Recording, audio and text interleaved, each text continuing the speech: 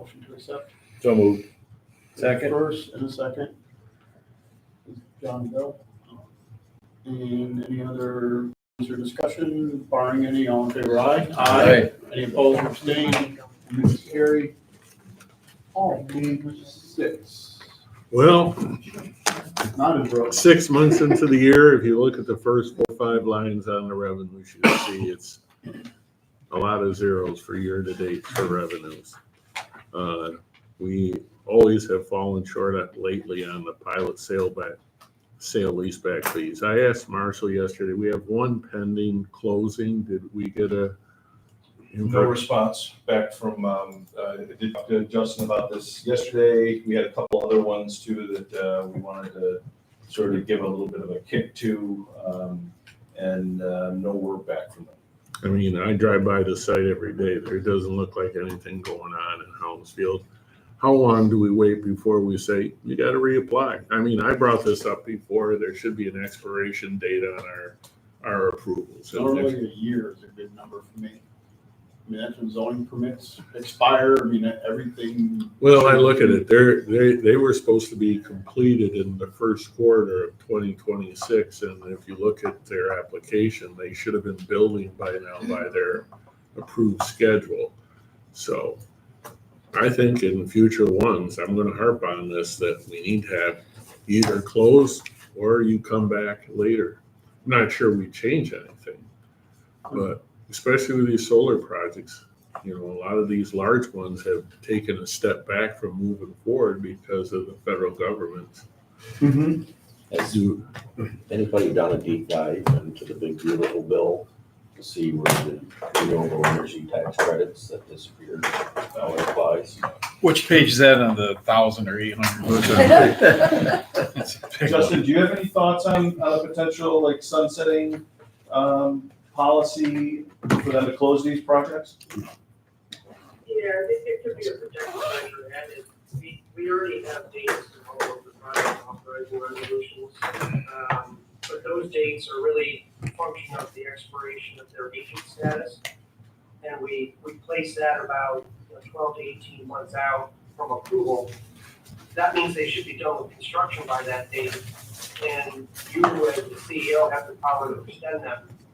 That doesn't really motivate them or give them a deadline to close them. So I tend to agree with Paul that a tighter leash and some metrics on getting to the closing table for your inducement would help, get these things moving a little quickly. Is there anything we can claw back? Didn't we address that with some of our bylaw changes? Wasn't I don't that believe addressed? we did. There's nothing to claw back. You know, my concern is we take a $2,500 application fee. They're supposed to pick, are we being reimbursed, or Justin, are you being paid for any legal work that's been done? Have we eaten up that $2,500 yet?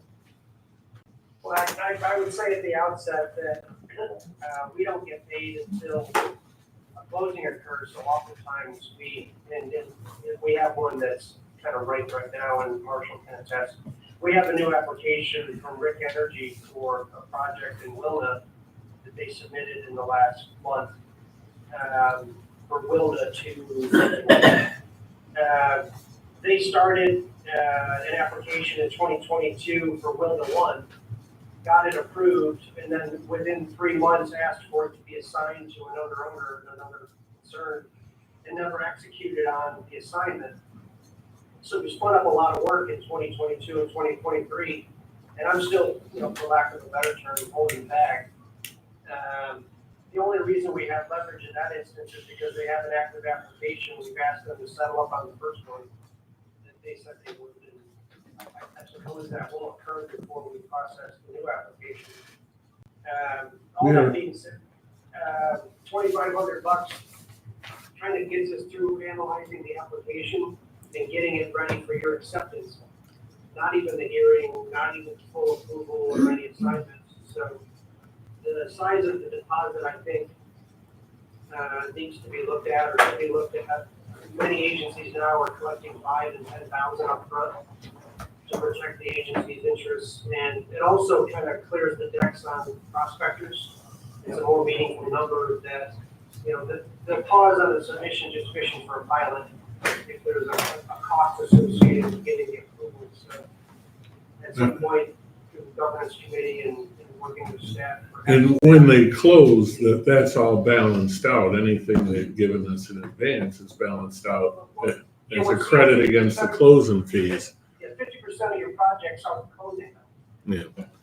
Well, I know, you say we have a new application, Marshall, or Justin did, and I don't see any application fees on our treasurer's report.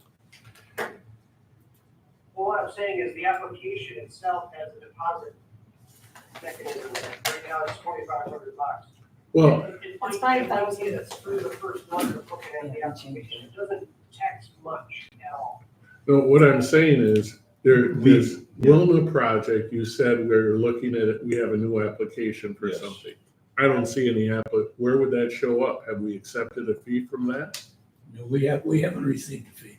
Yeah. So we haven't got an application from them. Yeah, I got the application, but I've done nothing with it. But we're not gonna process it until they clean up the decks on it. Okay.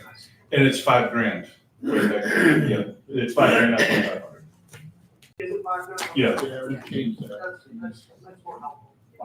Because of this. Yeah. That was one of the mitigating, we wanted to have almost like a, So in the other lines in it, you'll see that, once again, we had the increase in our audit fees this year, so we're under budgeted on that one. And the only other one, and I'm not sure what this is, the fees expense, we're over, what's the fees expense? We had a $500 expense line and we've expended. Yeah, there was, I can't remember what that is right now. Compared to what Yeah, the revenue Something like that. shortfalls, that's minor in the scheme of things. When you look at the month-over-month balance sheet, there's not a dramatic change.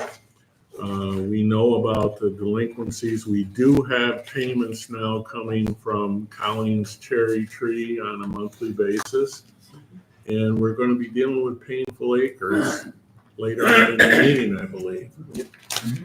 And other than that, I don't have anything else to report or that I saw unless there's any questions. motion to accept. So moved. Bill, second? Second.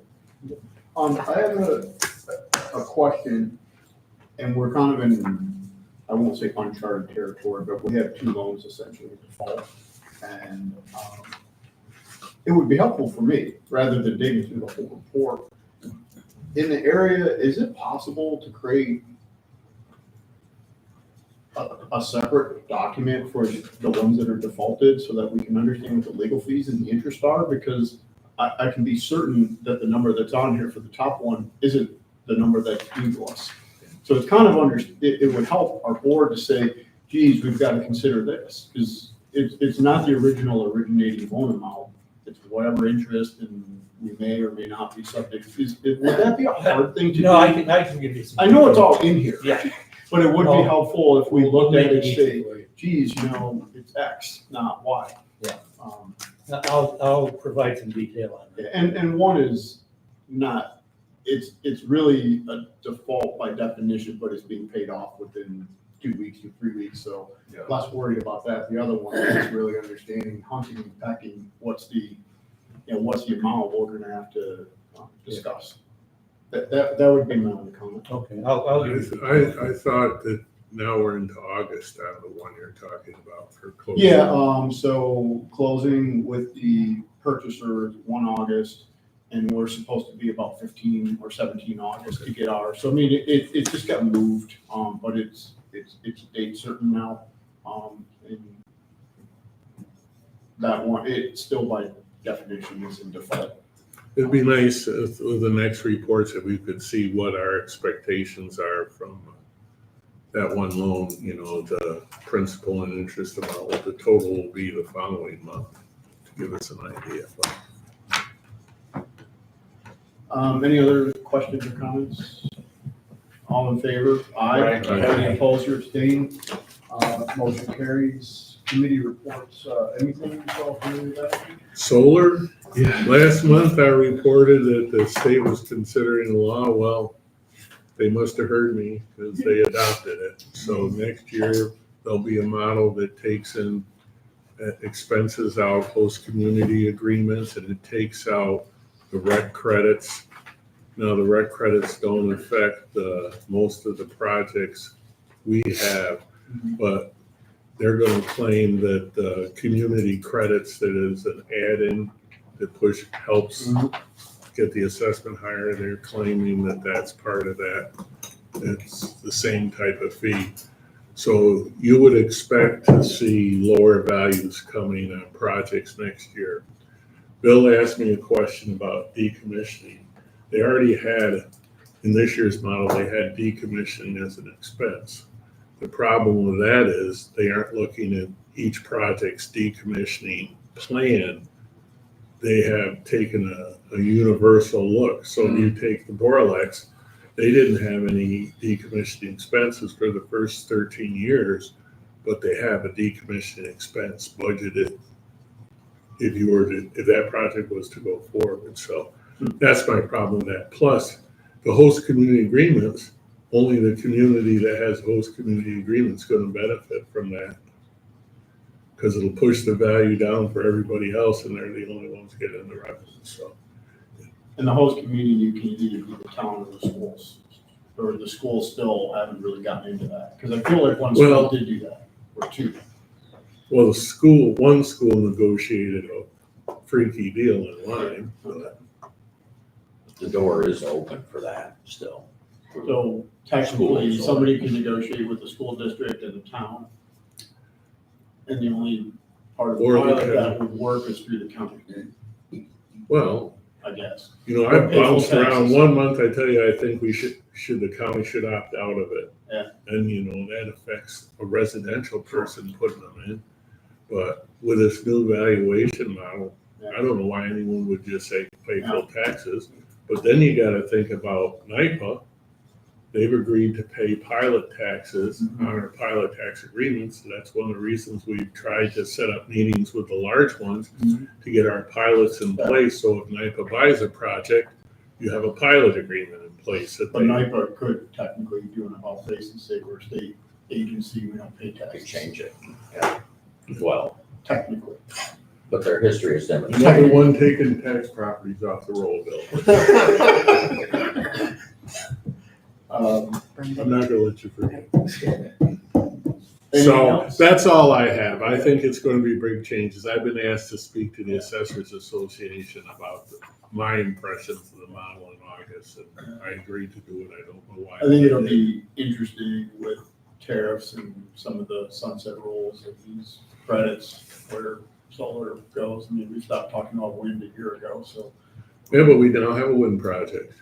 Exactly. And Worth New York. One thing I also want to mention, I have reached out to some of the larger ones like we had talked about, and hoping to put together a meeting for potentially next week for alternative energy and buildings and grounds with these large-scale solar developers.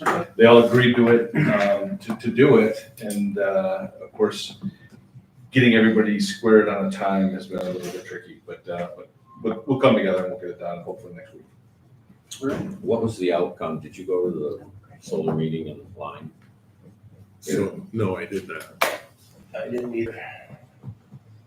That's a citizens group, I think, It that's is. trying to bring forward a law that I thought was too voluminous to ever be enforced at a local level. That's a good way to put it. Did you? I did not attend, but I don't. I was sent a copy of their proposal. It was like So- an 80-page solar law, and that's just a recipe for consultants coming in and So that meeting was more of the group itself. The group didn't pull in any of the developers to. I don't Yeah. believe so. Yes, They were there in, take it a step further, last night at the town line board meeting, there was an AES representative there. And he said that there will not be any battery storage at either one of the two projects in the line, the Riverside or the Baderies, which I think is one of the things that group was really concerned about. The other thing Marshall or Should we, or are we gonna take a look at our UTEP? Yes, I think we should, and, you know, getting some changes there probably will start with the committee meeting. Okay. My thoughts are, we have this meeting, then we talk afterwards. Barring nothing else, building and grounds, anything new, John, to talk about? I don't think so. Okay. I don't think so. No. Okay. Mr. Converse, loan review, page 18. Yeah, we met last week. The only thing we had was, we have Painful Acres that have a micro loan with us. And they are making payments. Their maturity date was scheduled for July 1 of this year. And while they're making payments and everything and they're moving along, they paid the loan down, you know, really pretty good. So we recommend to the board that we move their maturity date 1 year to July 1st, 2026. And with that, I'll make that motion. I'll second it.